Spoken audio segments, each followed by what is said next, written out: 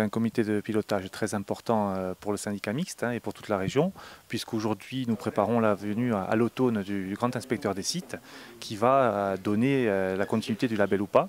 Nous avions 6 points d'étape à réaliser, notamment les déplacements doux ou la charte graphique, choses qui sont en très bonne voie. Et nous allons présenter donc tous nos travaux aux différents maires, mais aussi à Monsieur le Préfet et aux différents services de l'État. Pouvez-vous nous en dire plus sur ces travaux que vous allez présenter ?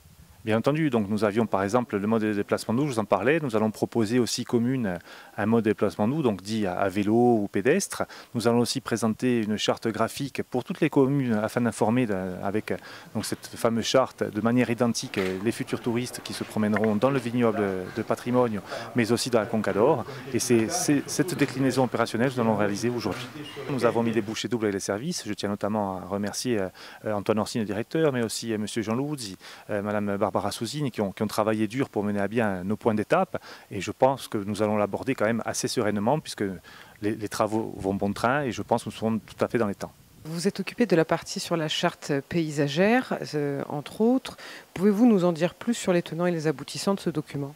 Alors c'est un document qui est fixé dans notre feuille de route prioritaire pour maintenir le label sur 2 ans.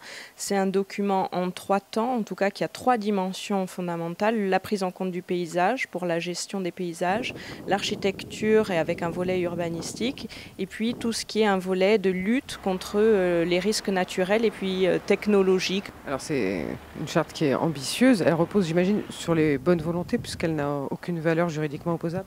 C'est ça, exactement. Le principe d'une charte, c'est qu'elle l'engage, c'est pas un document opposable.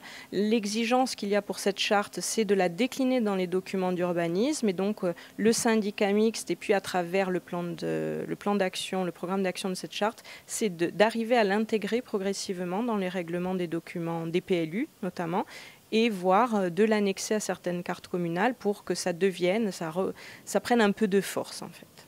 Alors, concrètement, au niveau des constructions, est-ce que vous nous donnez des exemples, constructions au paysage, par exemple en termes de couleur, de hauteur de bâtiments, vous parliez de parcelles agricoles, comment doivent être leurs dispositions ? Alors l'idée, c'est vraiment de regarder les couleurs du grand site. Donc on est sur des tons ocre, des tons naturels, du vert, une palette de vert, pour que surtout éviter les tons très clairs en fait pour tout ce qui est l'architecture, et puis d'avoir des formes, des gabarits qui s'intègrent les unes aux autres, et puis le respect de la pente du site, ça ce sont les principes, les principaux principes. Et puis pour ce qui est de l'agricole, du dessin agricole, c'est d'avoir des formes pareilles qui respectent le site, qui ne dénaturent pas les petites collines qu'on a dans la conque, mais qui participent harmonieusement, qui s'intègrent facilement les uns les autres. Voilà, on recherche l'harmonie, on contraint pas, mais on essaye d'accompagner même le dessin du parcellaire agricole pour justement respecter le maquis, les langues de maquis, les arbustes, la petite végétation qui vient faire de la couture entre les parcelles agricoles. Comment s'est passée la concertation justement avec les différents maires et les citoyens pour l'élaboration de cette charte ? Alors sur la charte, globalement, on a un bon concours, de bons retours, avec parfois malgré tout peut-être l'amalgame ou peut-être l'idée que la charte peut remplacer un document d'urbanisme et puis qu'elle va pouvoir dire où il est possible de construire, où il est possible d'aménager. Alors ce n'est pas sa vocation, et donc le travail aussi de concertation a été de rappeler le rôle, la portée de la charte justement pour éviter les contresens ou en tout cas l'amalgame entre la charte et le document d'urbanisme. Justement, quelle est votre plus grande crainte par rapport à cette mise en œuvre ?